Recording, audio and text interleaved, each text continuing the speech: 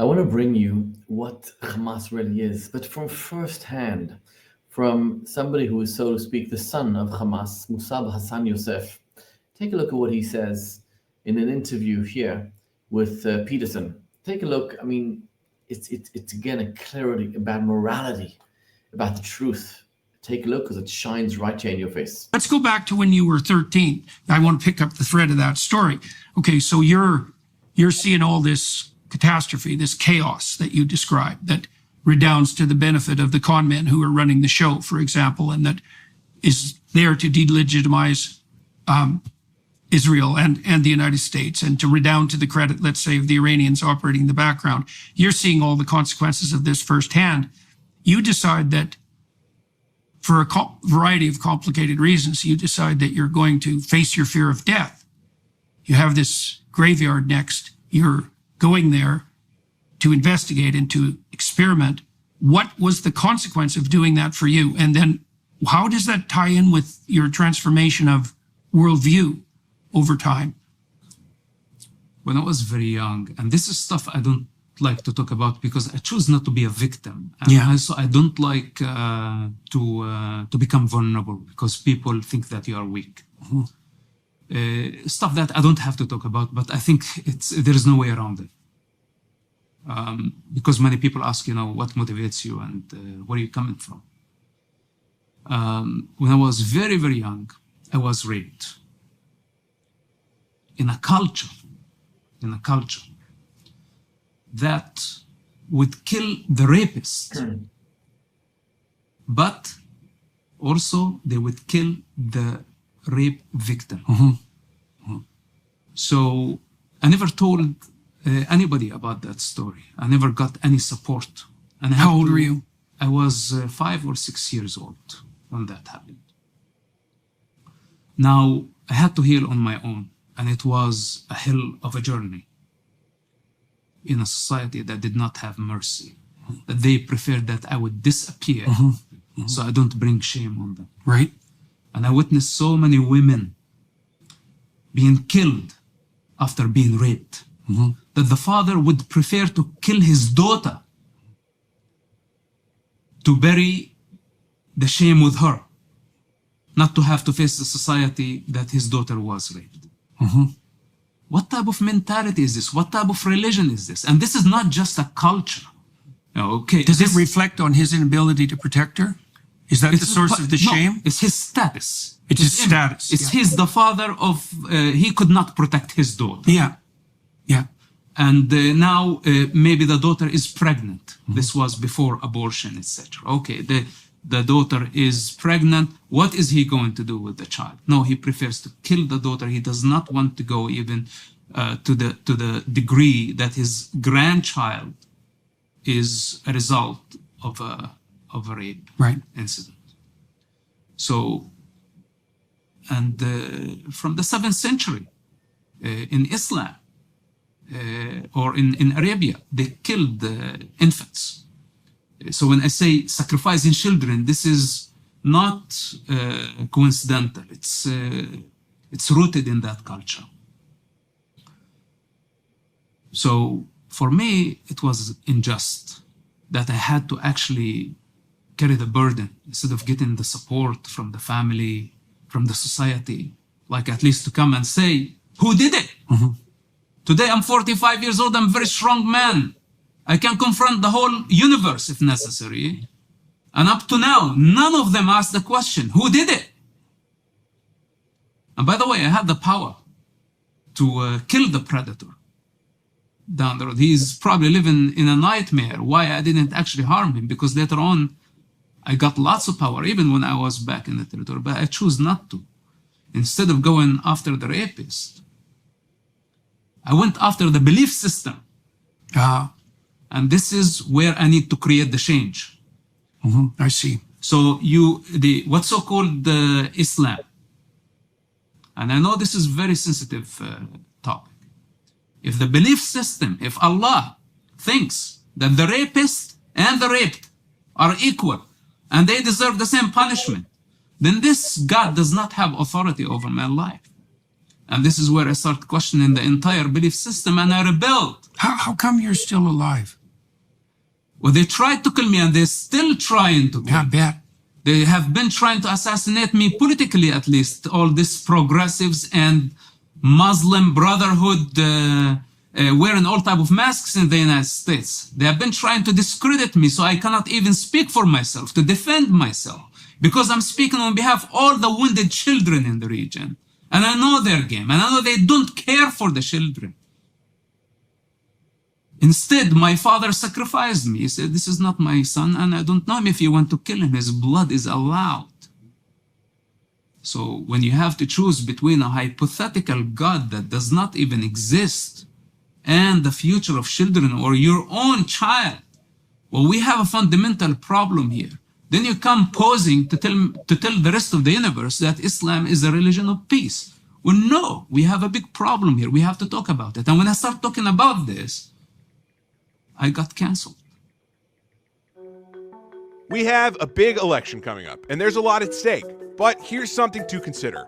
Regardless of who's sitting in the White House or in Congress, the fuse on the economy has already been lit. 4 years of a conservative presidency won't be enough to turn the tide on our $35 trillion in national debt. And if the left wins, well, it's like throwing gas on a dumpster fire. Now, you don't have much control over the election's outcome, but you can protect your savings by diversifying now into gold with help from my friends at Birch Gold. That's right, for millennia, gold has stood firm in the face of greedy governments, economic upheavals, and it can protect you now. Birch Gold will help you convert an IRA or 401k into an IRA in physical gold. And the best news is it doesn't cost you a penny out of pocket. Think about this. In the past 4 years, the buying power of the US dollar has declined, while the price of gold has increased 40%. Coincidence? I think not. Here's what you need to do. Text Jordan to 989898 to get your free info kit on gold, then diversify. As the exclusive gold partner of the Daily Wire for the past 8 years, you can trust Birch Gold. Don't let economic uncertainty threaten your financial future. Take action now with Birch Gold. Text Jordan to the number 989898 for your free info kit today. That's Jordan to the number 989898 today. Yeah, I bet you got canceled. So, and now I'm labeled Islamophobe. But Islamophobe, I'm confronting this thing and I'm willing to die in its pursuit because there is no other way. Only the truth can set people free. Only the truth. The same thing with Palestine.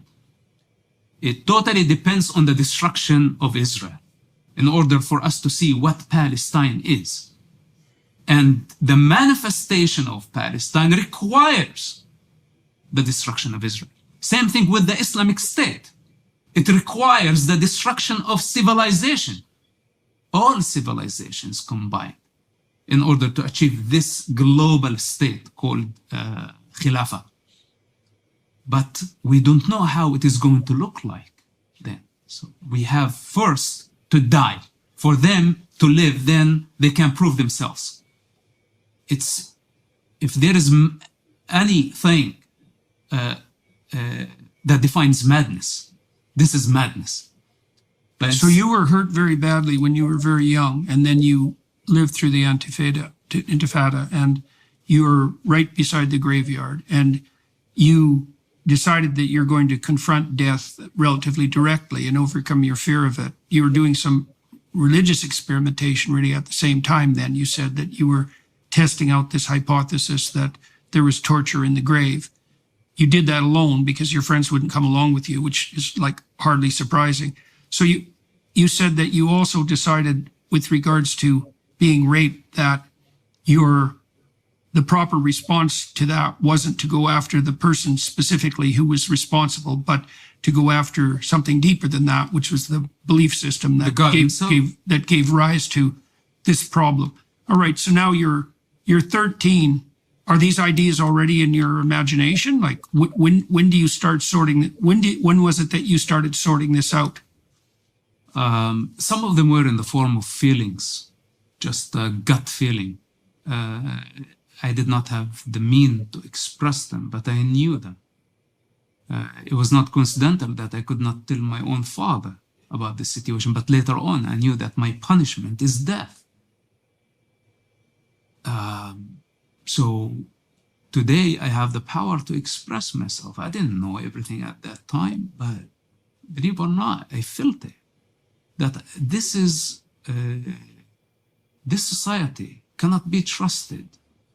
And this is why today when I stand and I tell the world, anyone who identifies as a Muslim, I consider them as a threat.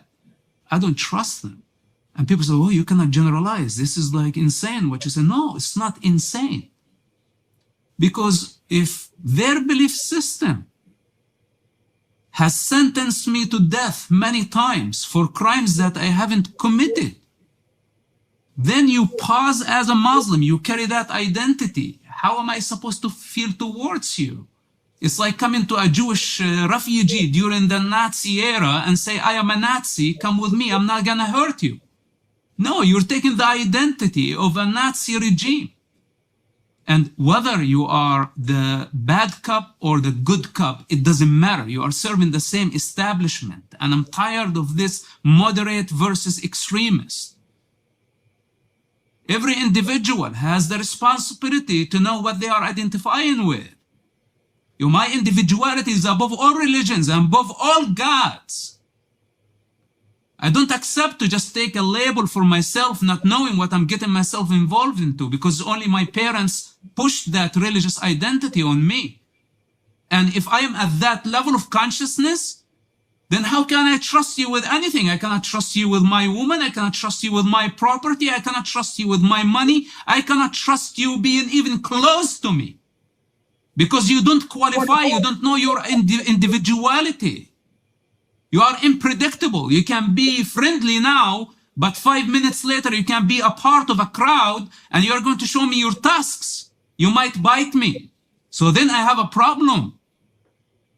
Okay, what do you make of moves on the part of countries like the UAE and the other countries that are involved in the Abraham Accords, let's say? Because that it looks to me like that's a pathway forward, much different than the pathway laid out in Iran, that holds out the possibility of something like a rapprochement between, let's say, Christianity, Judaism, and Islam.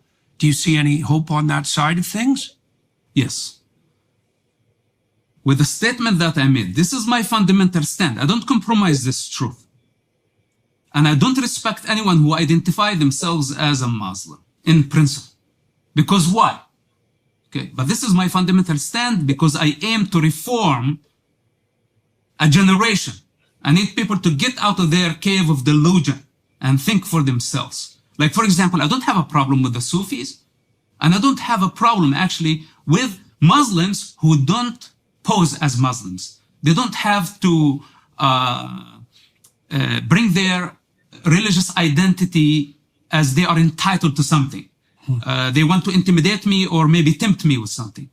Sincere, devotional people don't need a religious identity at all. And those exist in the Arab and the Muslim world. But also hypocrisy is the other side of the coin. I just did a seminar on the Gospels with some scholars, the same group that I walked through the story of Exodus with. We spent 20 hours going through the Gospel accounts, and the biggest enemies of Christ are the religious hypocrites. That's the Pharisees in that story.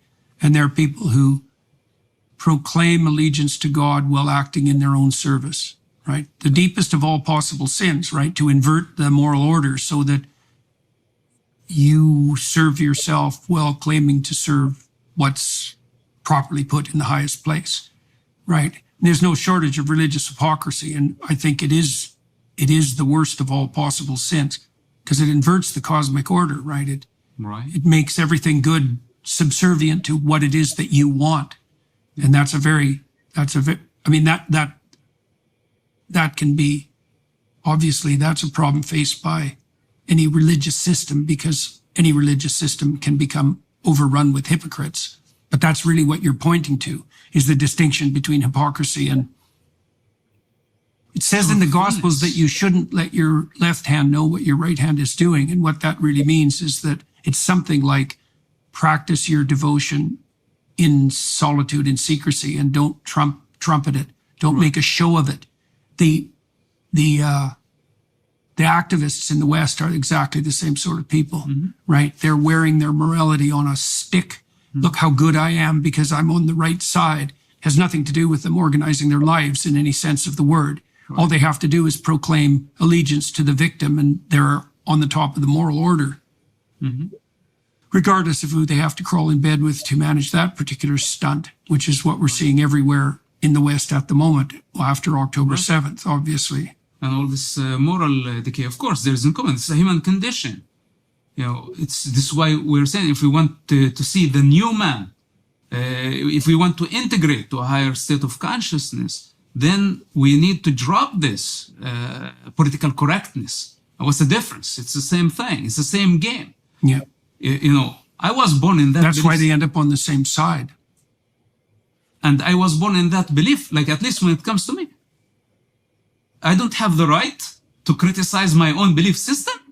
And if I do, it becomes hateful speech. Who says this? This is my birthright to rebel and to criticize. This is what makes us superior to animals. There you go. Pretty unbelievable. There you go. You got the truth coming straight from the son of Hamas. Unfortunately, we have to continue doing whatever we can to spread the truth in the world so that the lies will be disseminated and dispelled. Thank you for listening. Hope you enjoyed.